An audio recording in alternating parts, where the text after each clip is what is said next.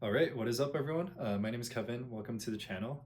Today's video is going to be talking about how I hit 100,000 net worth at 22. And so this video is going to be about my journey. And along the way, I'll kind of be talking about some tips, some lessons that I learned, and things that I avoided in order to be able to hit this milestone. Keep in mind, everyone's situation is different. So this is not necessarily a guide as to how you could do the same thing in the same amount of time. It's more so just some of the general advice and general foundations that you kind of need to know in order to set yourself up like financially. So, kind of some background. I grew up in the suburbs of Chicago. So I went to high school around this area. Eventually went to Purdue University, studied industrial engineering. I did some work throughout my time there. I was an intern at a consulting firm, twice actually, for 2 different summers. And now I'm 1 year into my full-time work at also another consulting firm. Um, it's been a lot. And so this whole journey has kind of started since I was in high school when I was first introduced to stocks, to investing, and to the concept of like saving and compound interest as well. So, um, back when I was in high school, I had a lot of different things that was going on, but I kind of stumbled across a lot of finance content on TikTok, and I asked my dad about it. And there's a lot of different advice out there. And I understand for a new person, it might be a lot. But for me, I asked my dad, and he was able to give some good advice. Start investing, open up a brokerage account. So I opened up a Fidelity account, and I started contributing some money from my part-time job working at McDonald's to my like Roth IRA and just my individual brokerage account. And so at that time, I was making like $15 an hour, working part time while also studying for classes, doing extracurricular activities. And from that point on, my dad, every single time for my birthday, he would give me $100, but he would have one condition. And that condition was for every single dollar that you put into your retirement account, I'll match you. And so for me, that was like free money. And so if I put all the 100, I basically get an extra 100, but obviously I can't spend it. And at that time, that sounded like a no-brainer deal to me. So every single time for my birthday, maybe not every single time, but just in general, I would put in $100, and watch it grow. And he would tell me to invest in SPY or QQQ, which are basically just S&P 500 stocks as well. I'm honestly not even sure if they're like ETFs or mutual funds, but that was kind of the idea. And so what I'm stressing here is try to get in early, but also build a strong foundation, right? So some of you guys might be able to do research on your own. If you have another person who kind of understands like investing, I would recommend getting advice from them as well. Kind of went on a tangent, but the other thing that I kind of also did to avoid like spending and being able to save as much and invest as much as I can was saying no to lifestyle creep. And so whenever you go up in terms of the amount of money you're making or transition between your life, it's very easy for you to continue spending more and kind of upgrading, right? So for example, when I went from my sophomore year to my junior year, my rent price stayed the exact same. And I had a lot of friends who wanted to upgrade and wanted to get the bigger and better, place with more square feet or like up to date like furniture and utilities and everything like that. But for me, I try to keep my expenses as low as I can.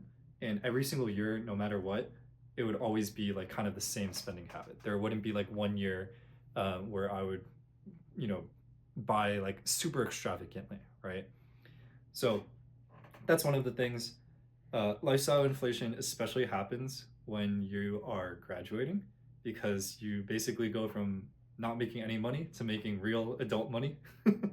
And most people are usually in a city and they're like going out every single night, and just buying a lot of different things and trying to experience life, which there's no, that's not bad, but also just keep in mind that that's something that's happening. And if you let it happen to you earlier on, it might become a habit. And as you keep making more money, then it's kind of like you're going to be spending more money too. So you want to preferably not do that so that every single time you do make more money, that money is going directly towards your future, which is through investing. So the other thing, very similar to this, is minimizing unnecessary expenses. So for me, I was very fortunate that I've been able to live at home after graduation. So that's saved me a lot of money for not having to pay for rent, utilities, etc.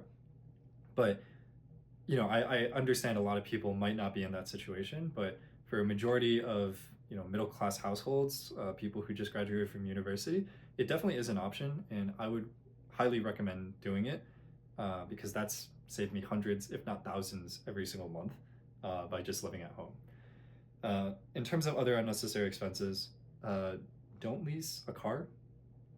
Just not a very good idea to begin with. You never want to be in a position where you are owing money to someone else. So credit card debt, don't spend more than you can. Usually my rule is if I can't buy it twice, I don't buy it. And also just like in general, like don't impulse spend, right? That's the big thing. And that's also a habit that you have to build as well.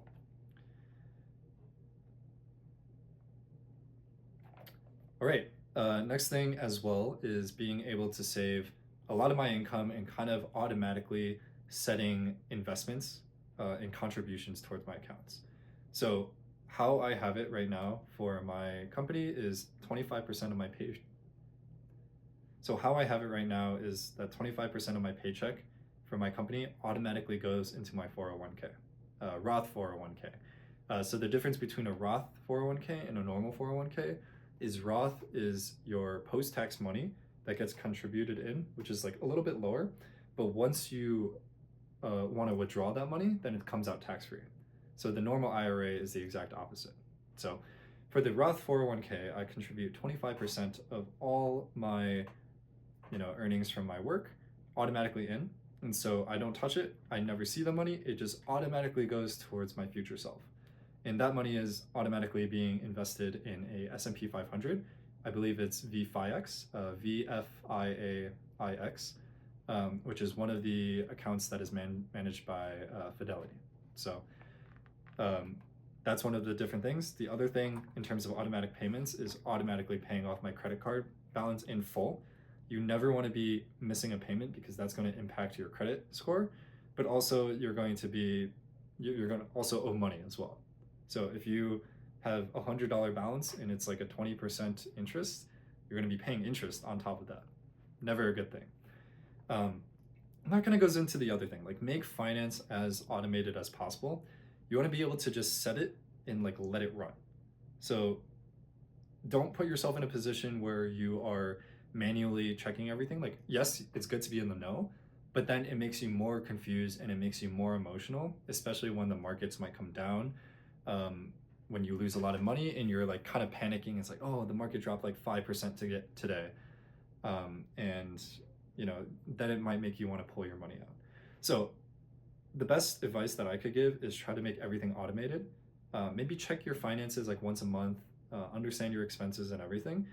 But just make it as automated as possible. That way you don't ever have to make any decisions, right? The less decisions you make, the better, right? For me, it's automatic dollar cost averaging into the market. Every 2 weeks, I invest something into the S&P 500. For my banking account, that money, some of it goes into my brokerage automatically, and I always have a cash reserve. And so when you think about automating your investment, there's a lot of different things that you could invest in, right? So first things first, general rule of thumb is saving up 6 months of emergency expenses. So take your average monthly expenses in the last year or so, and then multiply that by 6. That's how much you should have in a high interest savings account, okay? That's just so if you have any unexpected expenses, it's covered and you never have to worry, you never have to stress about anything like that. So if you, for example, end up losing your job or there's, a medical emergency, those are never going to be life-changing things where you're going to have to draw from your retirement accounts, or thinking about financing or getting loans to cover those expenses. Second thing is max out your tax advantage accounts. So the best tax advantage account is the HSA, which is actually a triple tax advantage, which means that the money that goes in is not taxed. The money that you earn in your account is also not taxed when it grows, and then the money when you take it out is also not taxed. And so the HSA primarily is for like healthcare reasons, so like doctor visits, etc. And you want to be maxing that account. There is a limit though. The next two best accounts are going to be your 401k and your Roth IRA. So the 401k is very good because a lot of employers actually offer matches. So it's just free money again. Like it goes back to the situation I was talking about with my dad when I was younger, right? If you put in $5,000 every single year, maybe, they'll probably match 5,000 too, right? Obviously every single company is different, but that's the general principle. Roth IRA is another tax advantage account, which means that you don't get taxed when the money leaves. And so I would recommend maxing out these three accounts as early as possible. Like think about it, the funnel, right? It's 6 months of expenses in a high yield savings account. I think a good interest rate right now is like 4%. And then after your HSA, your Roth IRA, your 401k, and then if you have more money left over, you could invest it into a brokerage account, right? So a brokerage account is just a normal trading account. There aren't really tax benefits associated with it, but it's still a good way for you to invest as well. And so for all these different things, you might be asking like, Kevin, like, why aren't you investing in real estate or crypto or whatever the trend is nowadays? The thing is, for me, I feel like as the simpler you could do everything, the easier, right? Real estate, you're gonna have to be managing tenants. There's a lot of different moving parts that go into it. And personally, I don't think I should be investing my time in learning everything to do with real estate. I'd rather just let my money grow in the stock market. For crypto, at this moment, I believe it's pretty speculative. I've heard advice that you should try to, if you're interested in crypto, you can maybe make it like 5 to 10% of your entire portfolio. That way you could, manage your risk, but also, for example, Bitcoin shoots to the moon for whatever reason, then you'll also take part of the earnings. So overall, simplify your finances. I think before I graduated college, I had around $20,000 or $30,000 in savings. And throughout the last year when I've been working, my entire bonus basically went into my brokerage accounts.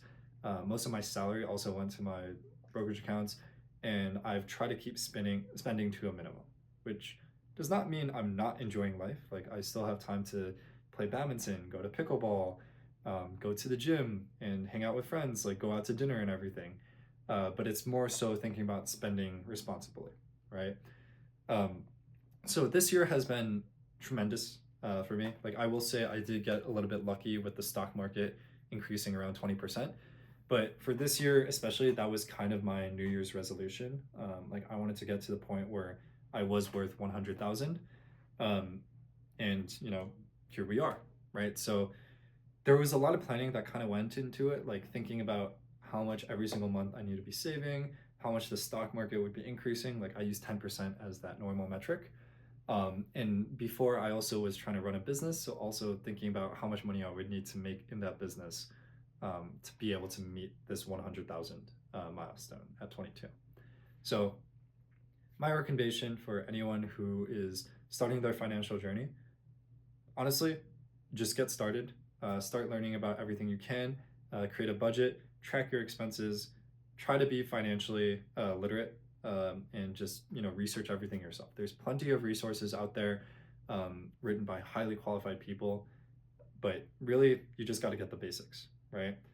Invest in the S&P 500, max out your retirement accounts, create a savings account, emergency fund, no lifestyle inflation. Like you really just have to get the basics down, and everything else kind of comes hand in hand. Usually the normal rule is 50, 30, 20. So spending 50% on things that you need, 30% on, I think it was investing, and then 20% on savings, right? So that's the breakdown. Obviously, general principle, everyone's situation is very different. But the easiest thing you could do in the short term is reduce your expenses. And then the easiest thing, or the most valuable thing that you could do in the long term is going to be increase your earning capabilities. So developing new skill sets, job hopping every 2 to 3 years for like a 10% or a 15% pay rise, and just continue learning, right? This entire thing is a process. For me, I am by no means an expert, right? So there's a lot of different things that kind of goes into this, but at the end of the day, if you're getting 1% better every single day, by the end of the year, you're going to be 36 times better than you were the previous year. So just think about it from that perspective. You're going to be alive. If you're like me and you're 22, you're going to be alive for the next like 50, 60, 70 years, 80 years maybe, if technology is really good. And most people don't understand or comprehend that, right? I think the human mind is very wired to think short term, and that's why delaying gratification is very challenging. But money doubles every single 7 years. So think about the next couple of decades, right? Your net worth is going to be able to double every single decade, and you're going to be contributing more money towards it too. But yeah, that has been my story as to how I hit $100,000 in net worth. I'd be happy to answer any questions you might have in the comments. I know, a lot of people don't really talk about this type of stuff online, so just wanted to be fully transparent with my situation, try to offer you guys as much support as possible, and try teaching everyone things that I wish I knew 3 years ago, right? That's kind of the whole point of this channel. But yeah, I hope you guys like this. If you do, please drop a like, comment, subscribe. I'll be posting more content like this if it seems like it's interesting to people. And I know it's kind of a long video right now, so I appreciate your time, and I will see you again shortly.